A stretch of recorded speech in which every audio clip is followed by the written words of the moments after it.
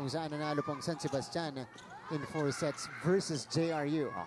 And yung mga top scorers natin, kung nasabi natin din sa JRU, merong Ramos, Diala, Patara. Sa San Sebastian naman, merong Abraham with 6 points, Manasigan with 7 points, and of course, Gonzales, meron na rin siyang 12 big points. Parehas sila ng napakawalan ni Ramos. Si Abraham yung medyo nabuhayan sa San Sebastian. Medyo nag-iba yung medyo nag-iba yung flow niya.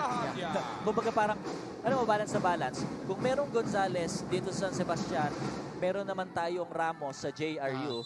May Yonko tayo na unpredictable dito sa JRU. Meron naman tayong Abraham din naman sa kabilang kupunan. Precisely, yun yung matchup natin dito. Pagdating sa scorers, Ramos. Here's Teposoy joining the fun. Navarra. Miscommunication with Dimatawaran. Nagulat siya. Ba't mo na ibang kumuha? Siguro ang play nila is back quick. Kasi sumesenyas itong si Navarra ng back quick. And yung pasok nitong si Dimatawaran ay A-quick. A-quick, correct. Siguro hindi niya nakita yung signal nitong si Navarra. 3-1. 3 straight for San Sebastian. Ended by that hit of Nina Ramos. 2-3. Ramos with a hit right here. Another point para kay Ramos. Sa puntos na para kay Ramos. Jonah Gonzales. Bihira yun Sa gitna kinuha ni Gonzales. From the middle. 13 points for Ramos and right now 13 points din para kay Gonzales. Galing nito team na to, no? Silang dalawa yung nagtatapatan dito. Sobra. Or yung serve ni Teposoy. Again, if you guys is tuned in, Kat Santos is under the weather. Kaya po hindi siya makakapaglaro dito sa laban natin. That's why Coach Roger is heavily challenged today dahil maiksi na nga yung lineup niya. Mas lalo pang umiksi nung nawala si Kat Santos. And Gonzales once again, another point. And I think yung combination play na pinapakawalan nitong San Sebastian is more on middle. Kumbaga more on sa gitna yung play. And si Gonzales nagkaroon na siya ng 2 points doon sa combination play na yon. Chance ball to para sa JRU.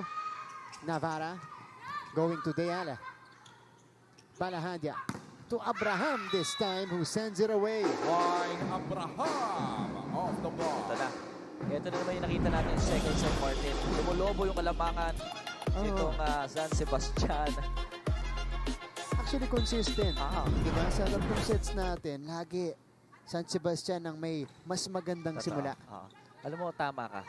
Since medyo limited yung mga players, and yung ace player nila ay nagpapahinga right now, I think factor din na yung fatigue. Sa start okay sila pero pagdating ng end part, medyo nararatel. Nakikita mo yon. And doon naman yung advantage ng JRU dahil smooth yung galaw nila, compose lang yung galaw nila, hindi sila nararatel. Hindi sila masyado napapagod. Service ace. Alam mo, umiinit na yung laban pag binigay na kay John Vic yung bola. 8-3 start for San Sebastian. Pagbalik natin, we'll hear from Bianca Tagarda.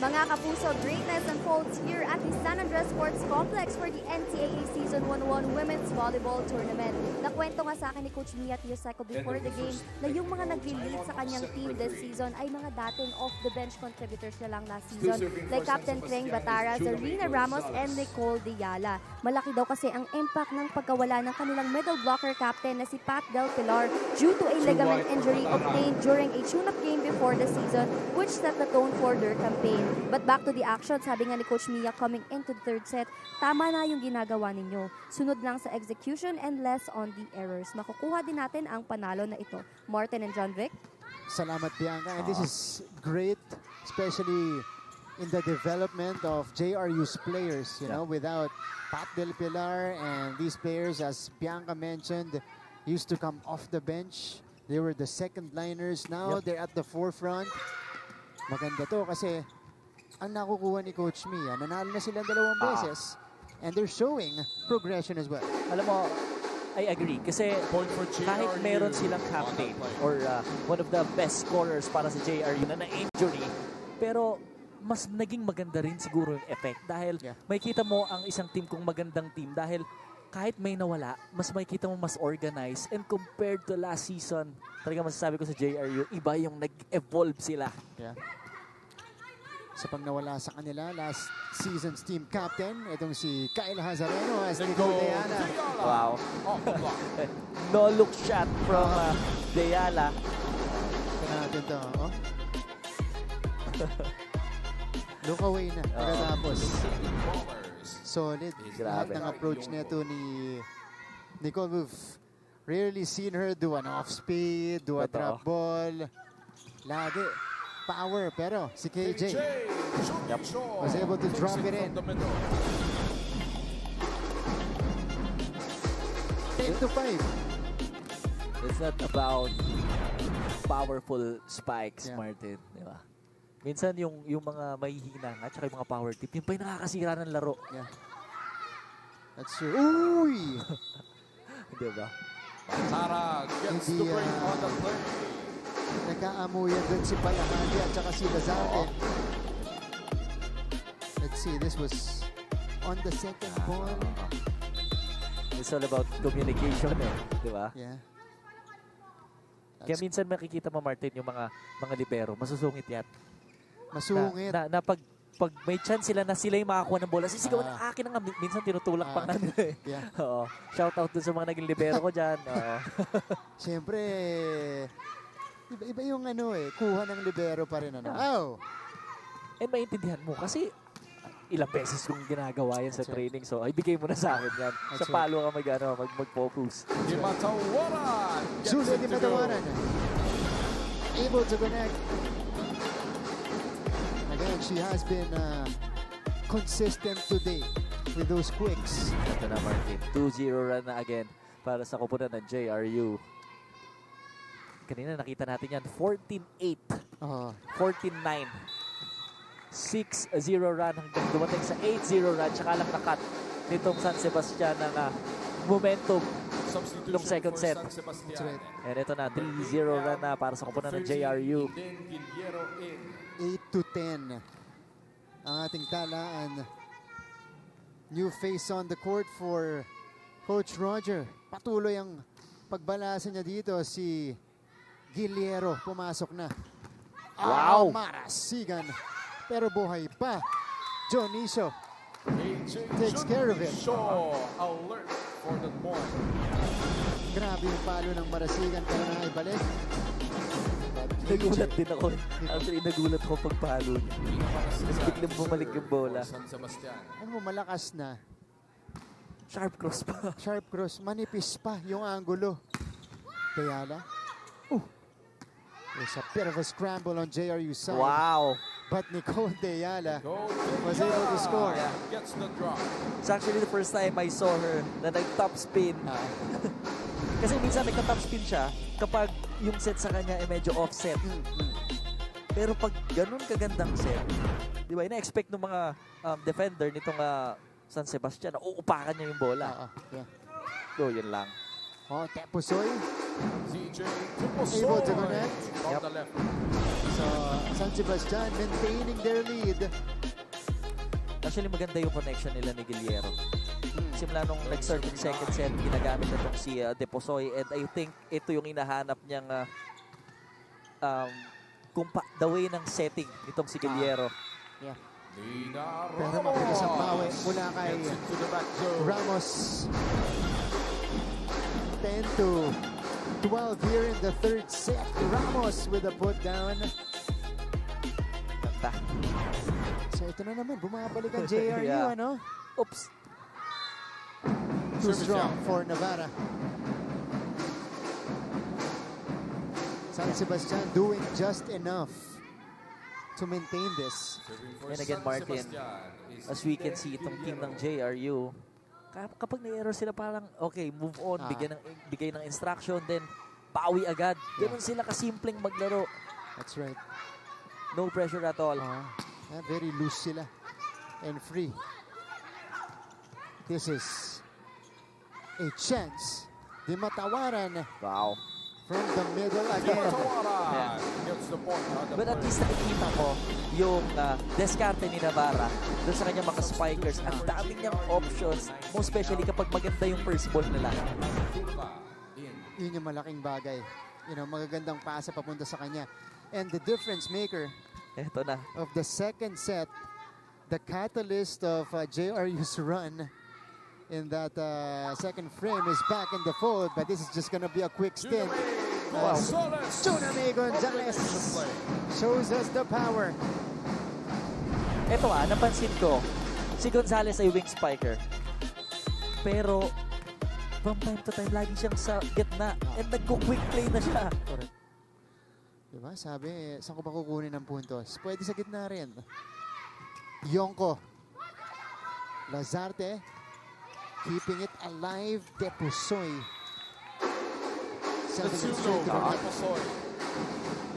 Yeah. Medyo mahirap din talaga yung position niya dun sa bola. Pero mo, sa volleyball kasi kapag nakailalim ka sa bola, most probably talagang medyo yung vision mo sa court para itawid yung bola sa kabila, mahirap. You saw Del Pilar and Lalong Isip. Nandito, naka-attend, nanonood sa laban ng JRU. Pero San Sebastian, back in front by 3. And it's Tina Marasigan connecting right here. One of the better games of Marasigan this season. Palitan muna tayo. Lazarte lalabas. Deposoy babalik. Navarra to Batara. Back set for Abraham. Dug up. Ayala. Cargado. Expect mo na eh. Yeah. Iba yung approach niya, iba yung aggressiveness niya kapag pumapalo. Napaka-explosive, no? Kita na natin from the gather. Grabe. Kung paano papaluin yon ni Nicole Deala. Good serve. Oh, Abraham! What an answer! Laban na ng lefty-handed. And Clyde Abraham breaks her silence and puts San Sebastian back in front by 3.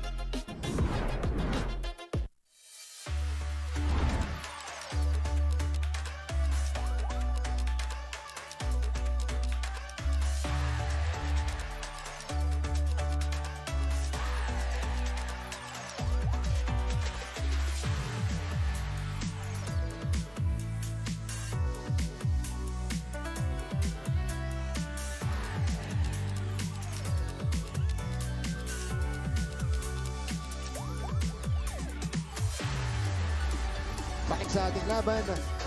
And this is the current situation right now in the season. Pinanggagalingan ng dalawang teams natin. They are in the play-in situation so far, Jancho. And sa Group A, syempre, number 1 pa rin ang Altas. And the undefeated team sa Group B naman, ang Letran. We have seen many interesting games sa Season 101. And actually, since last Sunday, as we see this Deala hit, again, just overpowering the blockers. Ano nakakatatlong sunod na tayo na 5-set matches. Diba? Ibig sabihin nun, nagiging mas interesting na itong mga games. And yung flow ng game ng bawat teams ay medyo na kukuha na nila. Yun. At ayaw din natin maputol ngayong araw na to. So, antabayanan niya kung magpapatuloy yan. Nicole Deala. Wow. Making it look easy. Ano mo parang ina-expect niya na itong palo ni Marasigan ay magsha-sharp cross. Diba, dalawang beses.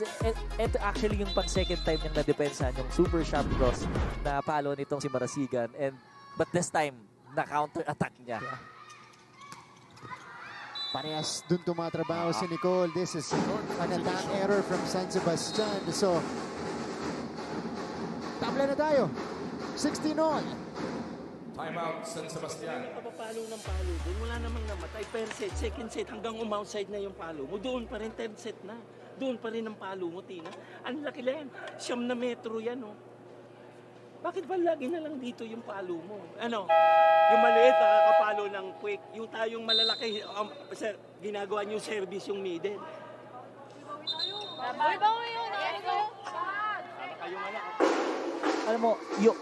Alam mo, minsan nagigets ko kasi nangyari rin sa amin to before sa NCAA. From time to time, okay kayo sa start Pero nagkakaroon kayo ng intimidation. Nai-intimidate kayo dun sa kalaban nyo pagdating ng middle part to end part. Which is nakikita natin sa San Sebastian. Sila yung nararatel. Yeah. Lamang sila yung nararatel. And nakita natin nagkaroon ng error, service error itong JRU. But yung sinasabi ni Coach Roger is that mag-focus lang kayo kasi iba yung nagbabasa at nag-a-adjust sa walang ginagawa at all. Yeah, that's right.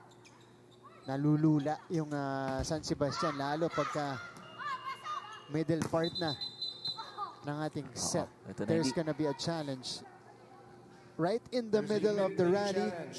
Antenna touch. The challenge is antenna touch. Okay. Tumama ba sa antenna? It happened right in front of us. There's a case. Oo. And hindi napapatagal ni Coach Roger yun kapag ganito ka-tight yung scores.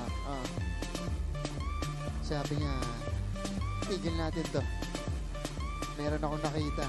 And kung walang antenna touch, uulit lang. Ulit. Replay lang.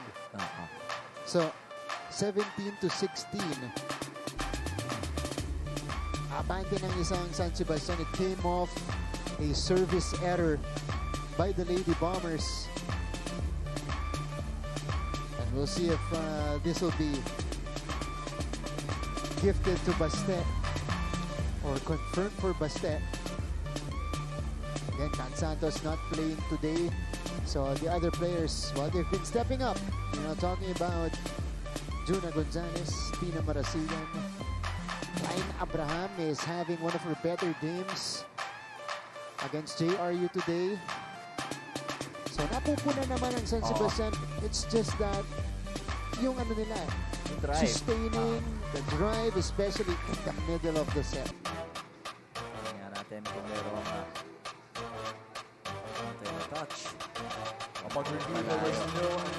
Actually, I was expecting na merong touch net. Pero antenna touch.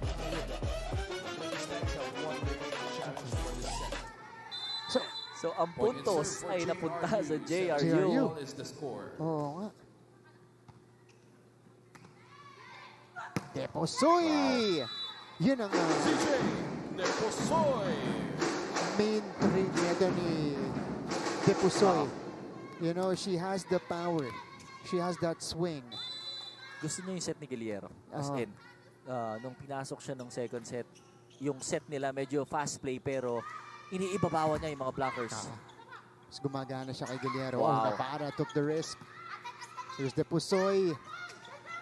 Saved by Yonko, but nobody getting the second ball from JRU's side. So it's a 2-point lead for San Sebastian. 2 puntos ang abante ng San Sebastian. Tingnan natin kung sa kupunan ng JRU ay magkakaroon ng konting stress Navarra or pressure. Di matawaran. Naiangat. Deposoy. Long ball. Not gonna work. Eto na si Ramos. Deposoy with a quick reaction. 1-2 play. Doesn't work. Back to Ramos. They go. Wow. And she beats the blockers that time. Ayaw pa rin ng JRU na ibigay itong set na to para sa San Sebastian.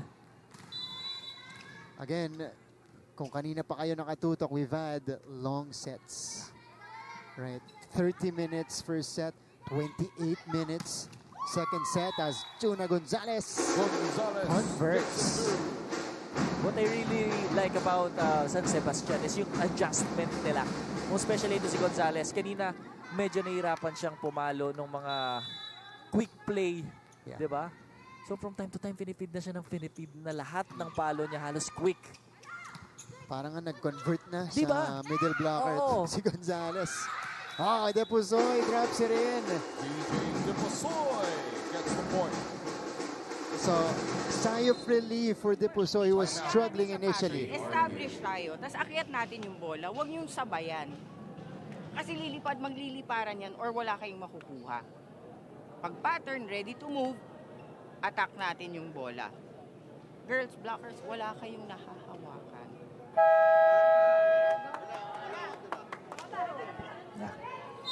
Good instruction from Coach Mia.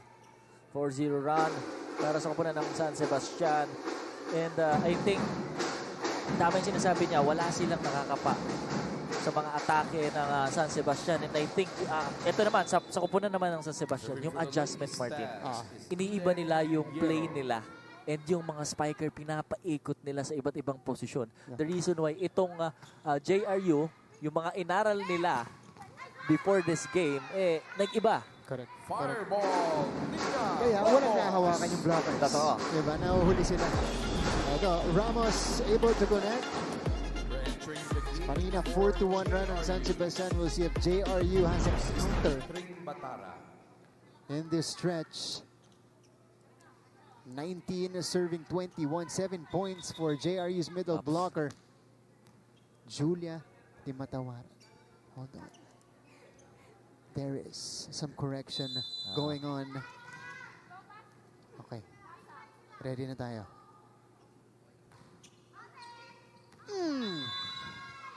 Service error. Service out. Yun yung mga sitwasyong nakakapanghinayang di ba? Masakit, no? Imagine ang ganda ng serve mo nung una pero hindi pa pala ready yung first referee. Hindi pa pumipito. And then kung kailan naging ready na at pumito na yung referee, doon ka pa nag-commit ng error. Aray ko. Masakit. Back set. Ramos takes it back instantly. This is just a 2-point lead, Martin. And I think itong Lady Bombers, hindi basta-basta ibibigay itong set na to. Yeah. 16 points for Nina Ramos. Juna May. What a dig by Ramos. Tayala tries. Lazarte tracks it down.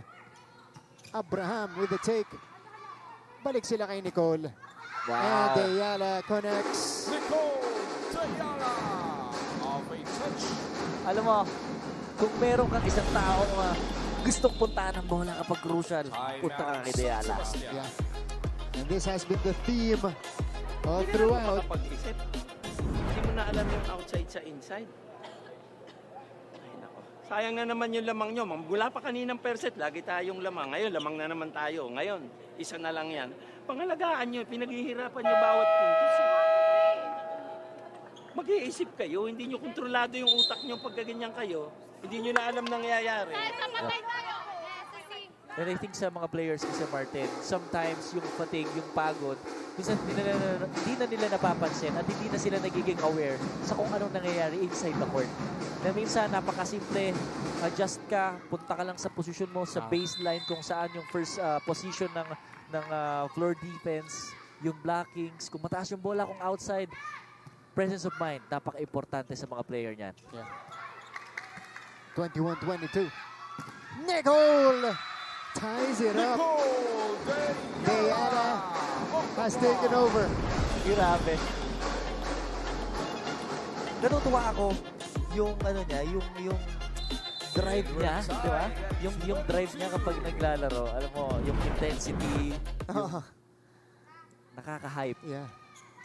3 straight points for the Lady Bombers. Marasigan. Naiangat ni Navarra. Deyala on a heater. Popped up by Lazarte. Here's Deposoy from the back. Alonia brings it back to Nicole. And she scores again. Nicole Abante na ang JRU.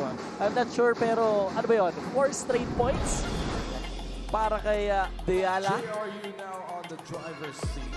23 Grabe. 22. Single-handedly bringing JRU back in this. Not just that, but allowing them to take the lead. Yeah. Abraham. And even her teammates, makikita mo yung tiwala. Yeah. Kasi, miscom on the side of the Lady Bombers.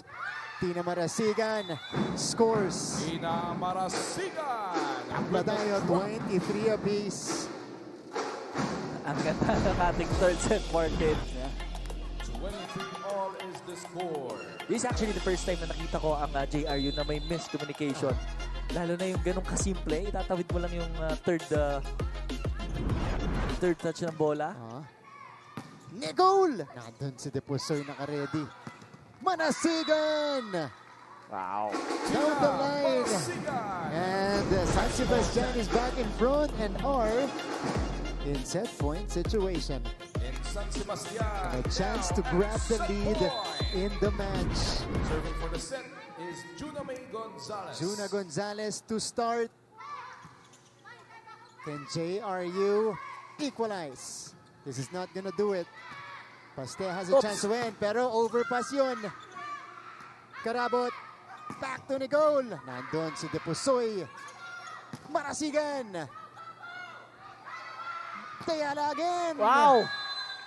Touch. Yeah, check ball. There was a check. Nicole Diala It's another scores off a check. extended set.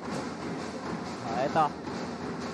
Sinasabi ni Abraham na walang check ball pero We're going to an tingnan extended natin kung third set. 24 all is the score. Yeah, we Ang hirap, needed a challenge to confirm that, pero malapit yun. hindi nag-challenge si Coach. 24 apiece. Deyala denied. San Sebastian Deyala was ready denied by the San for that Deyala hit. Grabe. Ang ganda nitong third set, Martin. Basang-basa nila. Doon sa pagkakataon na yun, yung atake ni Diala. So JRU might need to change things up. Kasi naka-ready na ang baste kay Nicole. Overpass! Pero buhay pa. Nicole had to ad-lib. Marasigan. Karabot was there. Diana denied again! And San Sebastian takes care of set number 3. It's really Dionisio. The last 2 points for San Sebastian. 2 great blocks. San Sebastian adjusting to Diana. And now they take the 2-1 lead.